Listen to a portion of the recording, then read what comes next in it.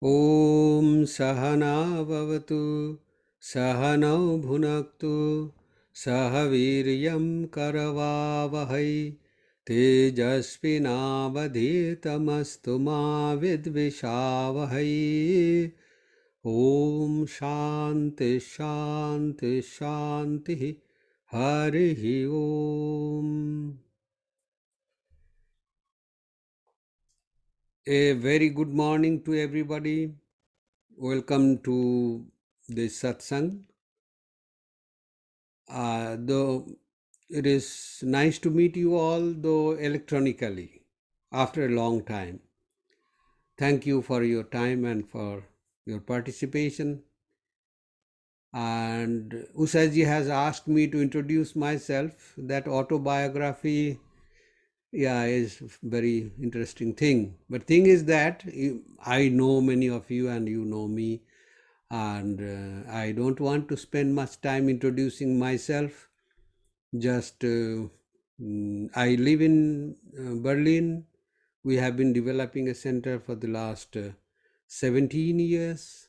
Now we are in the process of building up our first house in a new land in Berlin itself. And before that, we had our centers working through 3 places in Germany. Now we will be consolidating all works and merging all the centers into one. So that work is going on, that is a big work. And for the last 1.5 years, I have been proxying or looking after the Gretz France Center after the death of the Swamiji there, Vitamohanandaji. So the new Swami is going to come maybe in 2 weeks' time. So then I will be relieved. So that's all. I used to visit USA almost every year, and I came to Raleigh 2 times. And last year I met Ashish, 2 years ago in Boston. So I told him that I would be coming back to Raleigh next time, but I don't know when that next time will be. Anyway, we go straight into the topic because this is a big one and we need to know a lot about it. So a lot of information, I just have to pack them into within these maybe 45 minutes or 1 hour. So today's topic, as you know, is the value of material knowledge. This phrase, material knowledge, means the extent of our information, our understanding and experience of matter or material things, or in short, of the world.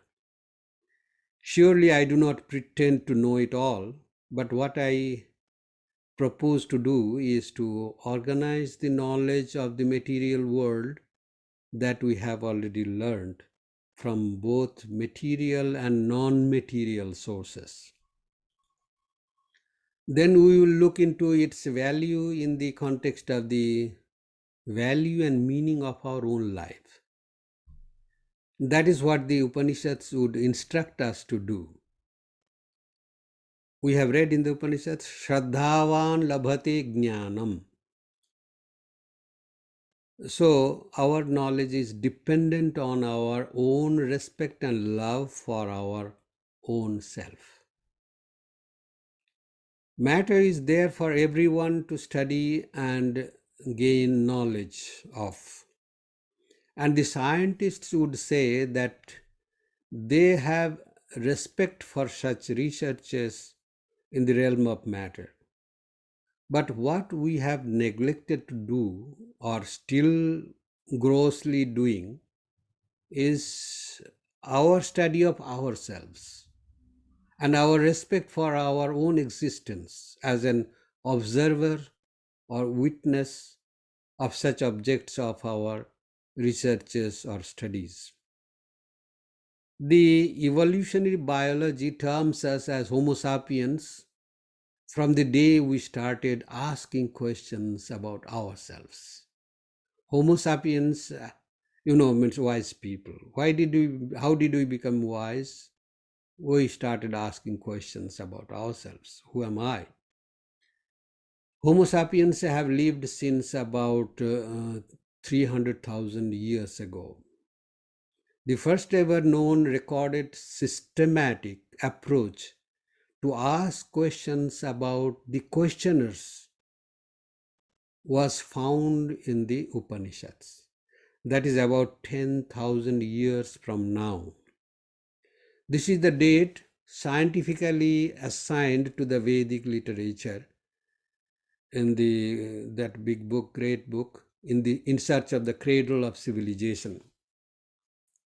It was written by three great scholars, the George Feuerstein, and David Frawley, and Subhas Kak. I will collect my information depending on a mantra from the Mundaka Upanishad. From the Mundaka Upanishad.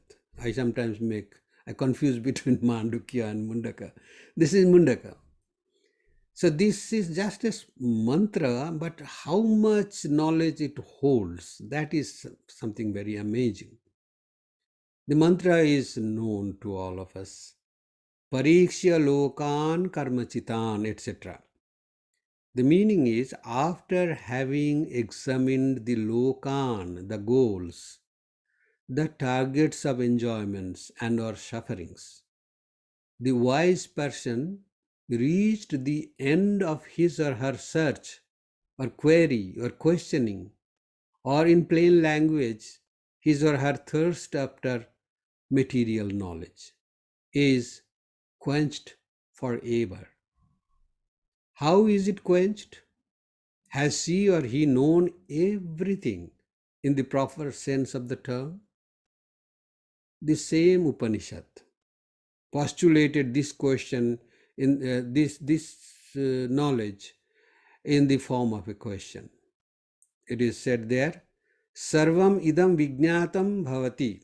Kasminnu bhavo vijñāte sarvam idam vijñātam bhavati.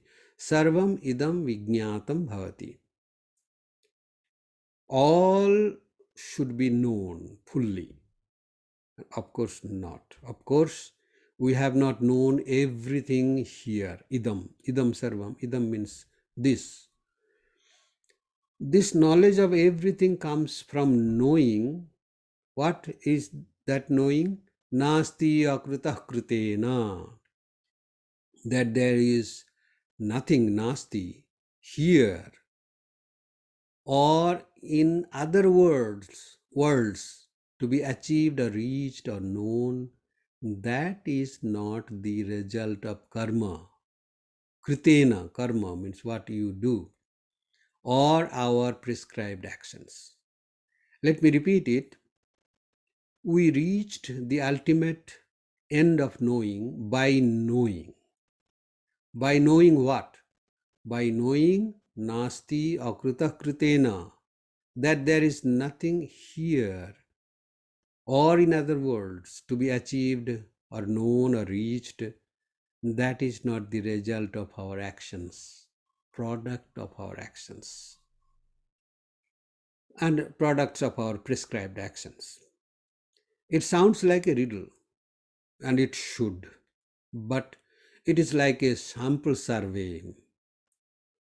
Sri Ramakrishna says, when you want to know if the rice in the cooking pot is cooked, you don't need to check every grain of rice. You take a few samples and check. Then you know that the whole pot of rice is cooked.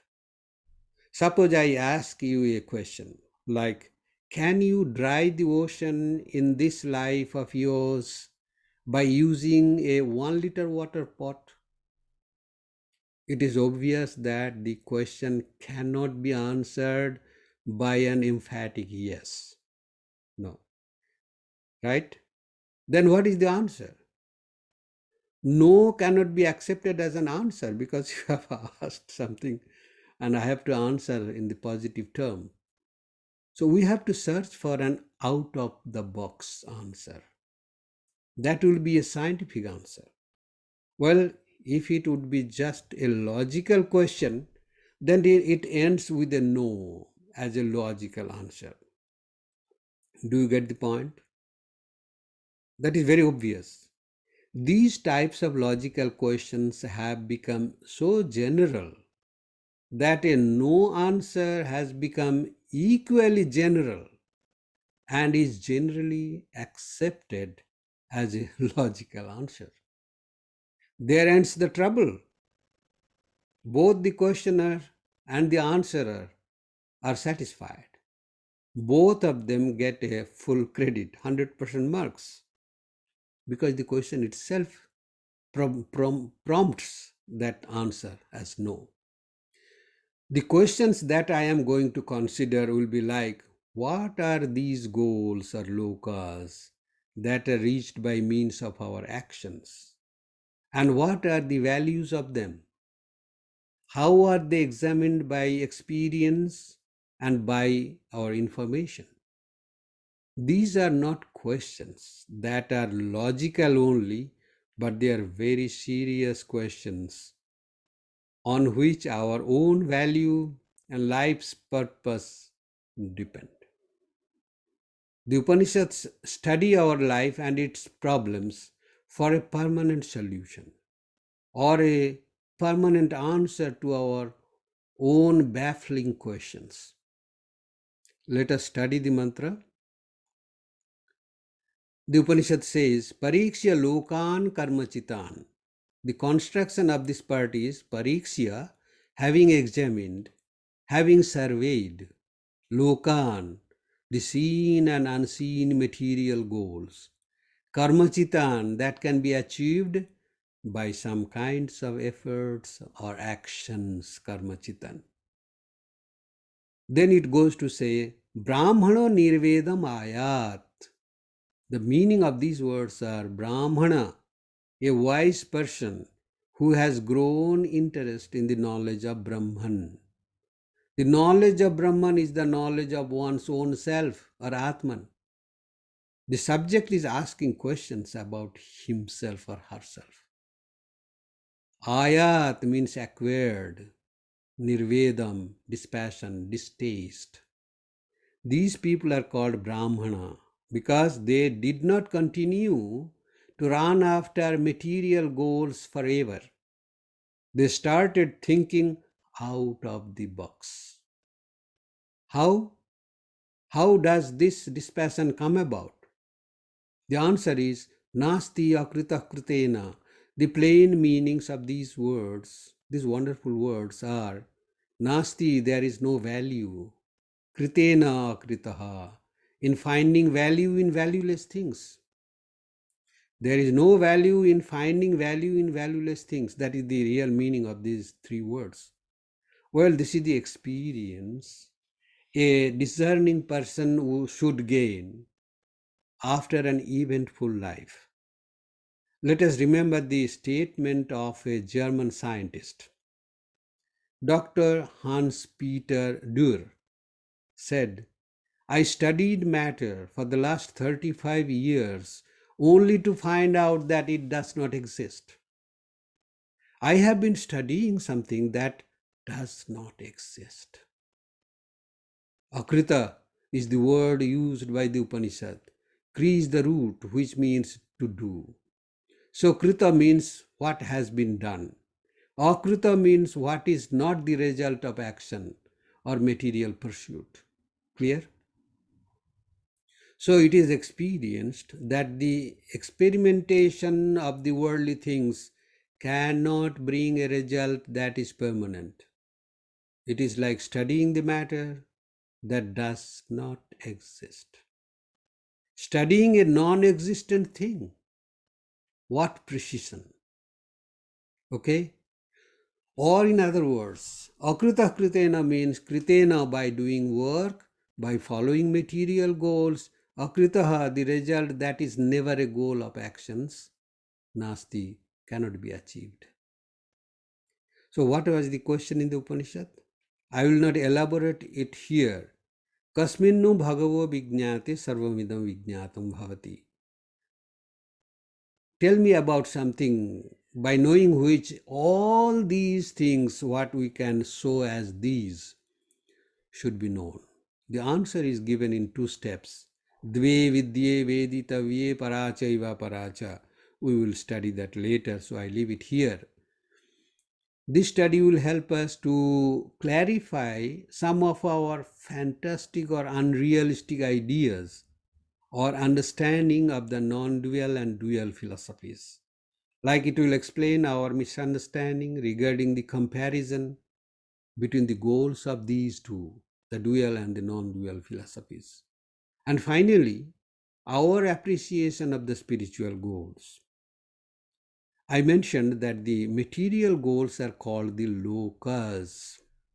This word loka seems to be a complete word containing the exact definition of a material goal. The definition of the word loka is lukyate bhujyate iti lokaha. It is a place of enjoyment and or suffering. Not only enjoyment but also suffering that we aspire to reach. Many a time, innocent people may be brainwashed to turn into fanatics and extremists in order to tempt them to such places or goals like heavens. They are brainwashed by the idea that a loka, for example, heaven or Swarga Loka, is a place of enjoyments only. No, it is a loka where you go to spend your savings enjoying. Then you come back a pauper or a person deep in debt. What are the lokas? There are mainly three lokas that would come under our discussion. Bhur, Bhuva and Swaloka. Bhur Loka means this physical world. We are living in this Loka. Bhuva Loka means the place of our ancestors. Swar Loka means heaven. From the description in the Kathopanishad, we know what objects of enjoyments are available there. The king of death, Yama, says, ye kama, whatever things there be that are desirable but difficult to get in this world, pray for all those cherished things according to your choice. Then, as you know, that young Nachiketa, who was in his early teens, refused to cave in for such a compromise. He said, Swabhava, all these you are talking about, these enjoyments, they are of temporary value. They have value, but their value would be temporary. Lokas are there. Now there is an important question to solve.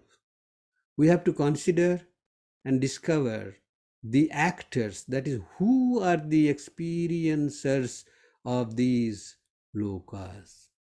Surely we, the human beings, are those actors.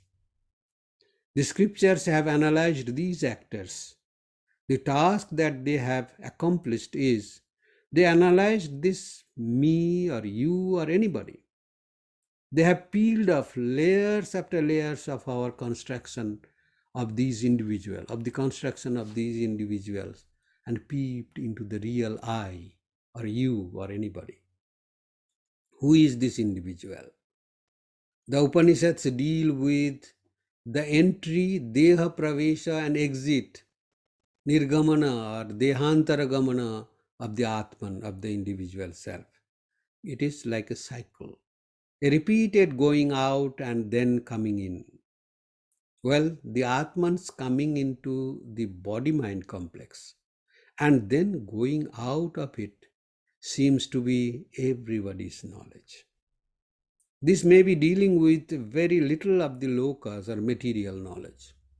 The most of the things which are called lokas are concerned with what happens between the Atman's going out of a body and then coming into another body. It is like the two halves of a circle. One half represents the journey between 2 points in an arc or semicircle. The arrow of the circle moves from A to B. A is the birth and B is the death of an individual. Then the other half circle reads the arrow in the same direction, not in the opposite direction, of course, from B to A. It is just a circle. From death to rebirth. From death to rebirth. From re-death to rebirth. We seemingly know what happens from our birth and death in this life. But what happens between the death and rebirth? That is the question. And there comes the play of these lokas. There are these two lokas mainly, Bhuva and Swa, which are important, which belongs to that arc, that part, from B to coming back to A. Bhuva and Swa. Bhuva means the world or the place of the ancestors, and Swa the place of the gods. And of course others are there, but they are not that important. We are concerned with these two, Bhurloka and Swarloka. Bhuvarloka and Swarloka. Sri Krishna tells us in the Gita, Abrahma Bhuvanal Lokat Punarabartina Arjuna. He says, even if one reaches the last and finest of the lokas, which is called the Brahma Loka, one has to come back to the Bhur Loka, to this world of ours, material world of ours. Punar Avartinaha, Sri Krishna says, one has to come back to the Bhur Loka to begin the journey anew, afresh. You know, in the concept of the Sankhya cosmology, which Vedanta accepted almost as it is, there are 14 lokas. Just to satisfy our curiosity, there are 7 inferior lokas and 7 superior lokas. They are called superior lokas because they could be also used as a path to gradual liberation, krama mukti. The 7 inferior lokas are Atala, Vitala, Sutala, Talatala, Rasatala, Mahatala, Patala, like that it goes down, down, down. And the 7 superior lokas begin with our earthly life, Bhur Loka, then Bhuva, Swa, Mahajana, Tapa, and Satya Loka. Satya Loka is the Loka for Brahma, not Brahman, but Brahma. We are born and we will die. Suppose you are an American by birth and also by your upbringing. At the same time, genetically speaking, you may be a Cambodian in your DNA evolution in the ancestry findings. So you have two persons living in the same body. At first, by your affiliation and CV, you are an American. But your genes speak of you as a really different person who is Cambodian. Someone said, I have been using the same water bottle for the last 20 years. Then he added, but in between I changed the cap 10 times and the bottle got changed 8 times. Similar is the case with this American man who has a Cambodian body. Who he really is can be a puzzling question and a very Vedantic question. Vedantic question indeed. You can immediately see that you are not one but two identities together. Which one is real you and which one is the apparent you? Well, we are not separating these two identities. This is called samyoga in the Yoga Sutras. They have become one together. And then these actually, they said, we were starting with this Pariksha Lokan, so let me go a bit into details. In the Yoga Sutra, this is called Samyoga. We take them as one and evaluate them as the subject for whom our material needs and demands get their meaning. And these needs and demands create our works with their goals, karma chitan. And this is the person who experiences the world or goes on to analyze its value or validity. Pariksha lokan karmachitan, that is the meaning. The karma sadhya, worldly goals, the worldly goals that are to be reached by doing actions, have their meaning and utility also. The meaning is that they are not immediately meaningless, but from the standpoint of permanence, they are meaningless. At the same time, they are not useless because they teach us in a practical way that even though they have value as the means to reach a permanent goal, they cannot be goals. Let me request you to remember this one, that they are not immediately meaningless. That is why Shankaracharya calls them Vyavaharika Satyam, relative truth. From the standpoint of permanence, means Paramarthika Satyam, they are meaningless, of course. Also, they are not useless because they give us wisdom in a practical way. The wisdom that we get is, even though they have value as the means to reach a permanent goal, they cannot be the goal, right? This is the way the Upanishads tells us that a sadhaka analyzes the material goals, pariksha lokan. The scriptures have divided these goals like the following. I will try to go into that for a short time. Varnashrama dharma. Varna dharma, that is one's duty according to one's profession. And ashrama dharma is one's duty according to one's age groups. We will engage ourselves with this ashrama dharma only because Varna dharma is a very debatable question. Varna dharma, if taken in the narrowest sense of the term, could be a potent source of inequality. And is there a country on this earth which does not have problems of inequality?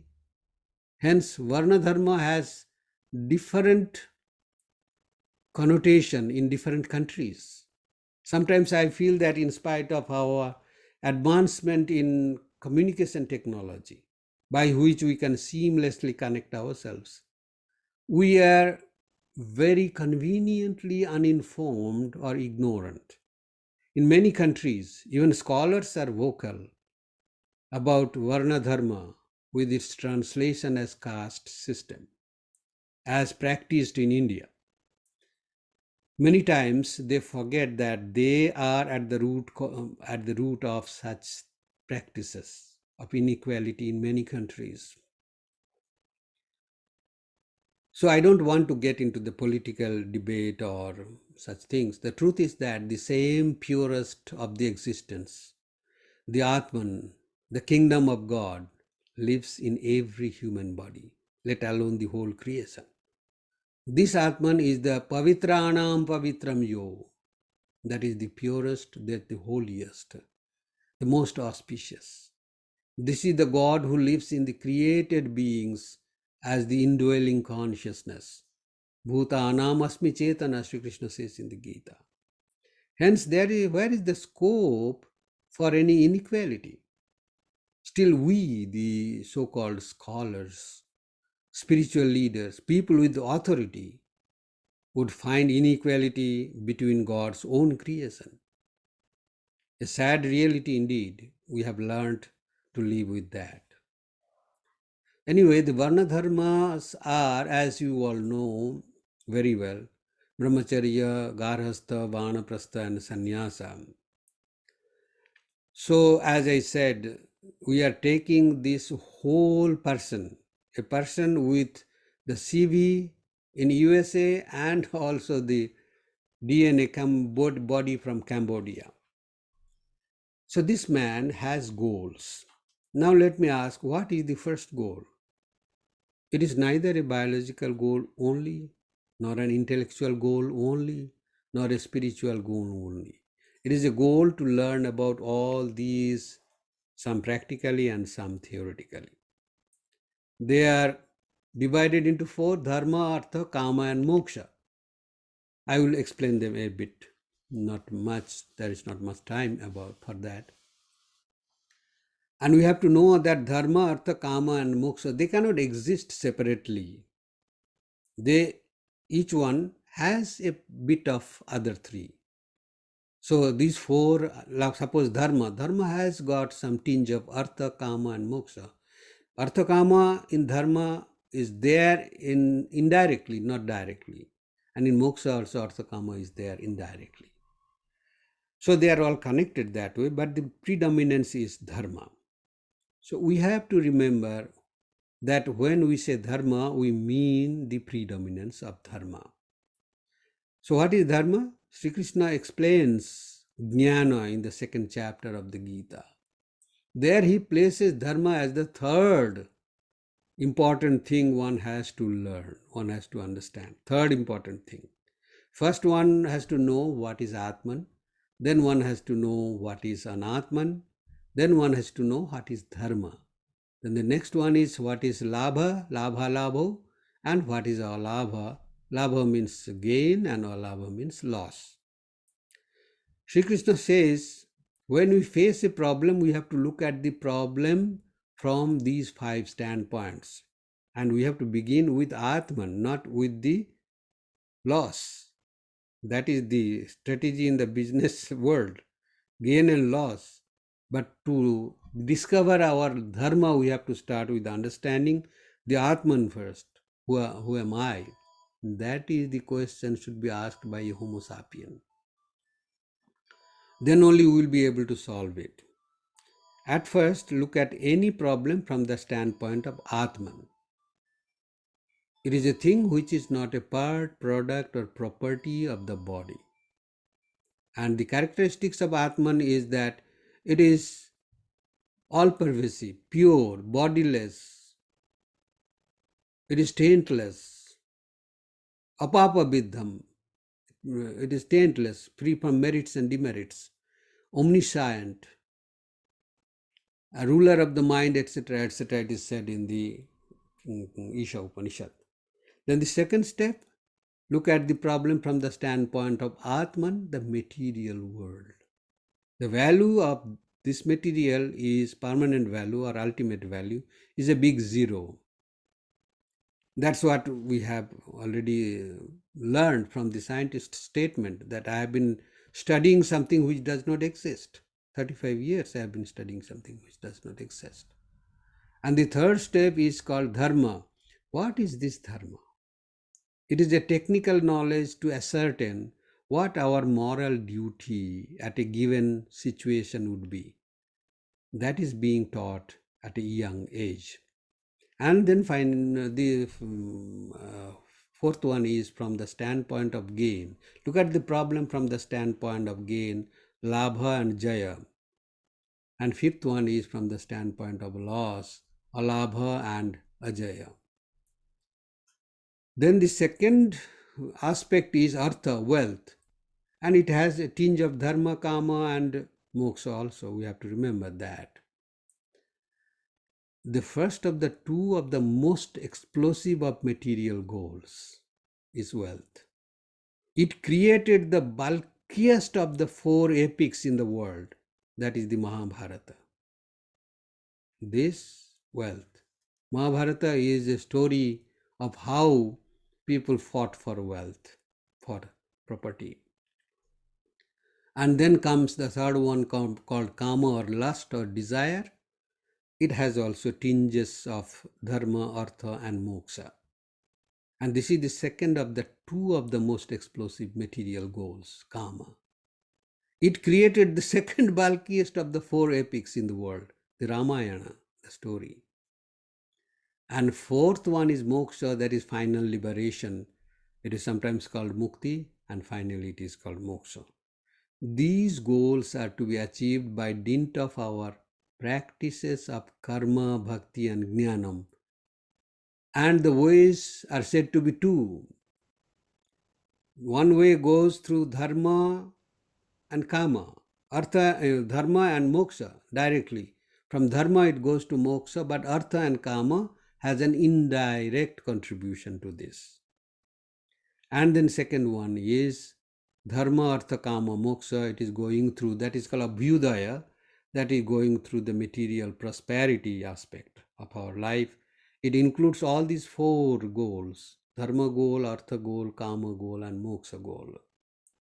But here artha and kama have been put between these 2, dharma and moksha, to keep them under proper discipline.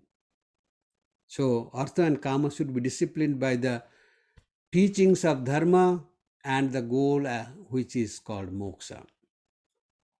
Only artha and kama means crash materialism. Body and material enjoyments are the values here. This is a pure genetic choice that are manifested in the evolutionary cutthroat competitions. The helpless and unfortunate man is subjected to the wrong interpretations of the evolutionary laws, struggle for existence, and survival of the fittest, cutthroat. So now we go to this word lokan, pariksha lokan. Lokan means the goals. If moksha is not the goal, then the gatis to the lokas open up their doors. How you travel from one loka to another loka, from the death to the rebirth. Because for realizing our freedom or moksha, it is not essential for us to travel anywhere outside this life. Moksha can be achieved in this life itself. There is no gati here.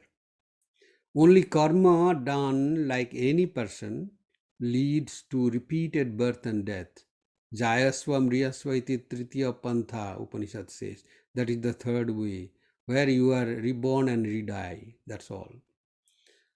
And then karma plus prakriti upasana, it comes from the Upanishads. That leads to Pitriloka, Bhuvarloka.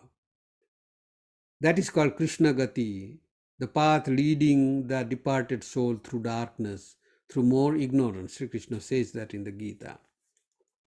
Shukle Krishne Gati Yete, like that this sloka starts.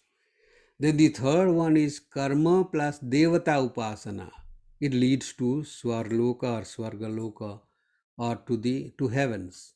This is called Shukla Gati, path leading the departed soul through light, through more knowledge or less ignorance. And the fourth one, from the Swarga one can have gradual liberation, Krama Mukti, by one's own effort or by the grace of God. That we have learned. And then fifth one is the direct liberation following the path of non-dual knowledge. It speaks of no gati. Brahmavid Brahmaiva Bhavati, who goes to whom? There is no question of subject and object. One knows oneself as one's own self. The first four lokas, excepting the last one, which speaks of Jivan Mukti, are all karma chitan, that can be achieved by doing actions. Pariksha lokan karma chitan. These lokas are karma chita loka, that can be achieved through doing these things. The Mundaka Upanishad began the teachings by explaining two types of vidyas. Ve vidye veditavve, two streams of studies. They are two because their goals are different. But look at this single word used to define two different types of knowledge. Both are vidya, knowledge. Both are vidya. Vidya is a holy word. The question was, what is that by knowing which all this can be known? Idam sarvam, all this. All this cannot be known by any human being. That is very clear.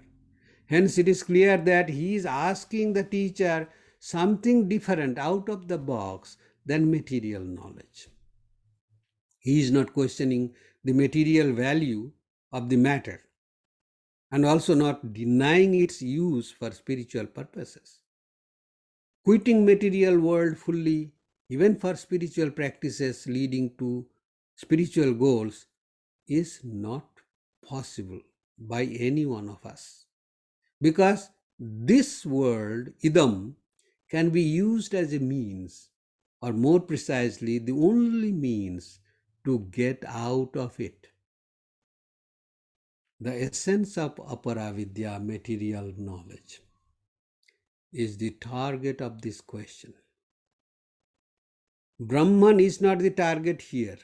Many a time you will hear explanations by people, great scholars, that Brahman is the target of this mantra, because Upanishad speaks of Brahman. No, here it is speaking of the material goals, the value of material goals, material knowledge. Brahman is not the target here. The reality is not the target. Material knowledge is the target. Please remember it. And what is the value of this material knowledge? Pariksha, having examined what? The question is, the answer is Lokan, having examined the Lokan, the places of enjoyments. What are these lokas? Karmachitan, those have been reached with the help of karma. That can be achieved through our karma, through our actions. Then go back to our first question. What does karma produce? It can produce things and impermanent results. It can produce something, but any production means that the produced thing has got some temporary life. How does it produce the things? By following the process of, in Sanskrit they say utpadya, vikarya, samskarya and apya. That something can be produced, something can be renovated, samskarya, something can be purified, apya, something can be bought as an object. So, and then that will become impermanent. All these things are indicating something which is impermanent. That which is produced is impermanent. That which can be modified is impermanent. That which can be purified is impermanent. That which can be bought as an object should be impermanent. That is the thing. So pariksha lokan karma chitan, the goals are impermanent. Even Swargaloka also is impermanent. One has to come back to this world to work out one's own karma.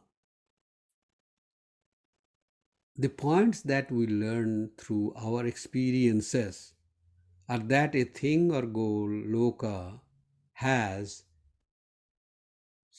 5 things. Existence, asti. It is evident or conscious, bhati. It is a source of our happiness, priyam. And then it has a name and form, nama rupa. In all our experiences, these are the ingredients. Then it says, this mantra says that the first 3 are Brahmarupam, the indicators of Brahman, indicators, Rupam, not Swarupam. Swarupam is the nature, Rupam means indicator. And the last 2 are the Jagat Rupam. They are the indicators of something, though impermanent, but something we can experience.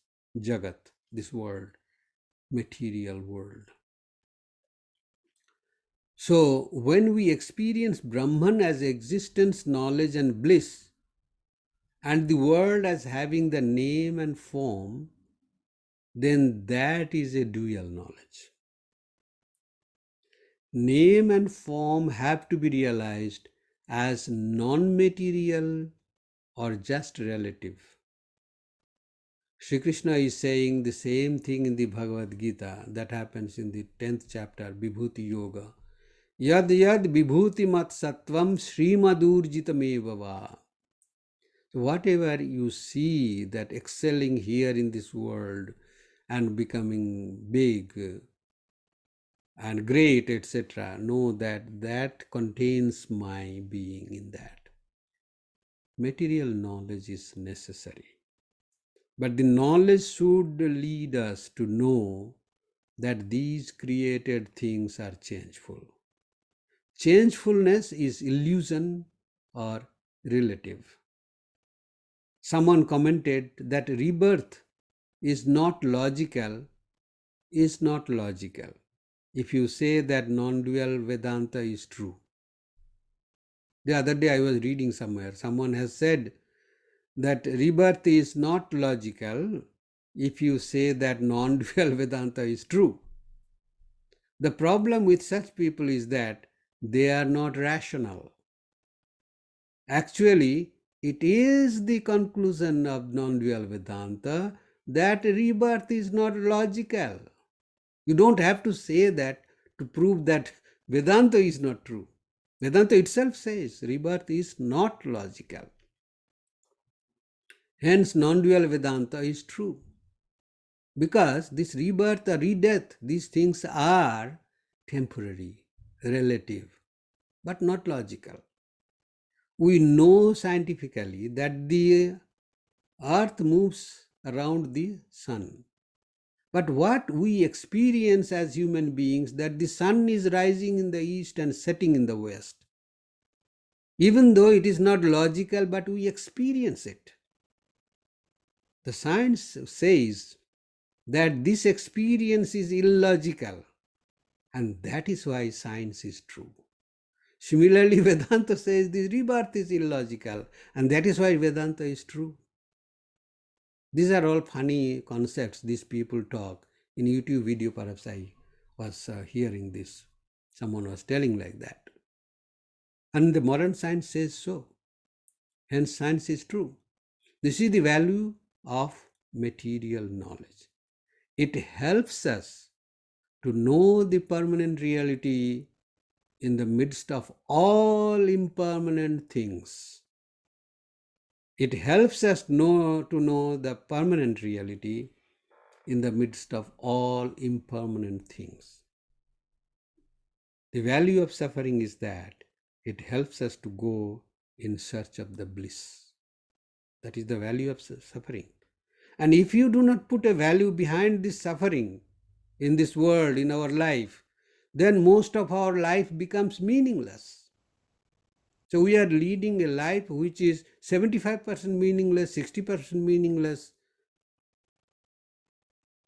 So we have to attach value to our suffering. Then you will see that the whole life has a value. When we attach value to our suffering, then what happens? Whatever we produce as success, that gets a meaning. Whole of our effort, the whole process gets a meaning. Rationality. When we find meaning behind all our sufferings, all our labors, etc. Otherwise, the whole life is mostly meaningless. And we still want to live this life on this earth.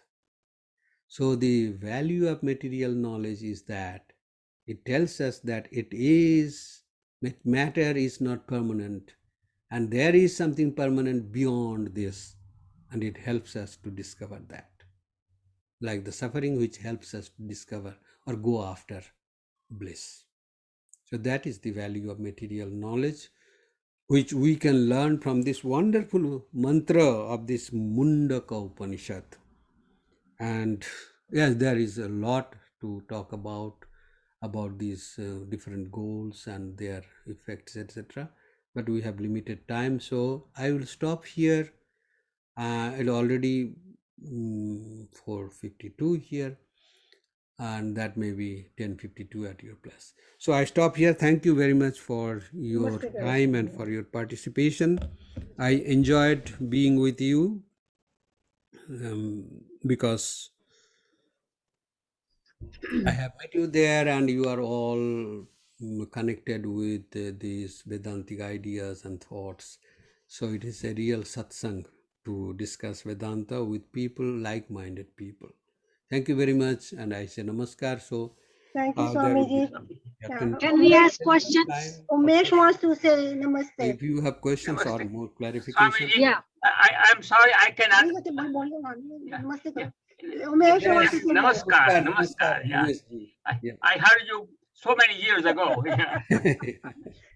Yeah, he can hear much from the computer, so that's why he has to. Yeah. Can we ask questions, Swamiji? Yes, of course. Okay. Yeah, namaste, Swamiji. You know what has always puzzled me is that moksha. You can be a Jivan Mukta right here, but logically thinking, you still have to pay your dues to live in the society. So to me, that's not, first of all, Jivan Mukta. Secondly, if we are residing in this body, mind, ego complex, we are burdened with taking care of it. Even if we let go all these bills that we have for cost of living in this society and run to Himalayan caves, we still have the burden of taking care of this body. So I feel like Jivan Mukta Moksha. Jivan Mukta is not possible, but true moksha is when we leave this material body and go to Sri Krishna in the astral body. Now we are free of that. So I have been told, no, you can be Jivan Mukta right here. So what do you think? Your thoughts, please. Thank you very much for this question. And what I would say, that is not my thoughts. First thing. Second thing, that these questions or doubts are raised by people who are themselves not Jivan Muktas or realized, because they try to analyze things logically or through reasoning or rationality, which does not hold good for the whole stretch of our journey. At one point, they have to stop and then let us go. So the problem is that this is a very big topic which has been discussed elaborately in the Brahma Sutras and also in other great books. There is a sutra, aphorism in the Brahma Sutras, which is Yavat Adhikaram Avasthiti Adhikarikanam. So they have discussed in detail, why should a person after realization live in this body? That is the main question. Your question does not have that much tricky or difficult logic in it, but this question has. Because after realization, why should a person would like to continue in this world? There is no explanation to this, excepting that these people would like to stay in this body, even though they are not the body. They know. That is why Janaka was called Videha. Even though he was living in this body, but he had no body sense as we have. He did not require this body for his own purpose, but he required it for the purpose of doing good to others. That is the idea of spirituality being attached to the word welfare. If That's welfare what is, Buddha did. That's what Buddha did. He retained the body so he can help others towards spirituality. But when he retained this physical matter body, he had to take care of it, just like King Janak did also, right? yeah. You see, you should not monopolize this experience of our own self by citing the example of only one Janaka or a Buddha. It can be had by anyone. That is the freedom of everyone. That is the birthright of everyone. So therefore, it is not only Buddha, but everybody who will have the realization will have the same feeling. Sri Ramakrishna differentiates it in a very wonderful way. He talks about three friends who were passing by a walled garden, and they heard a peal of laughter coming out of that garden. But they could not see what was happening inside because it was covered with walls, long, tall walls. So they collected a ladder. Then the first friend climbed up the ladder and went up there and saw something, and then he made a huge sound of awe and jumped inside that. Two friends left behind did not know what was happening there. Second friend also met with the same fate, jumped inside the walled garden. And the third one climbed up, and from there, what he saw, he thought that it is good to come back and help people know about it. So he went back to inform about this. Otherwise, the main problem is, how do you know what is happening on the other side of the wall? Whether there is Sri Krishna or Yama, you don't know. So who will give information about that? That is a very, very strict logical question which you cannot answer if you just go on believing like that. Therefore, the thing is that then the problem will happen that we will have Acharya Bhava. Acharya Shankaracharya, he uses this word, Acharya Bhava. If you do not accept this experience to be related to those who are not yet realized, then there will be no acharyas, no teachers of that knowledge, and that knowledge will be falsified by your own logic. Therefore, there is a very serious concern about this if you do not accept this. So these are all very wonderful discussions we have in the Brahma Sutras and other wonderful books. Thank you very much for the question.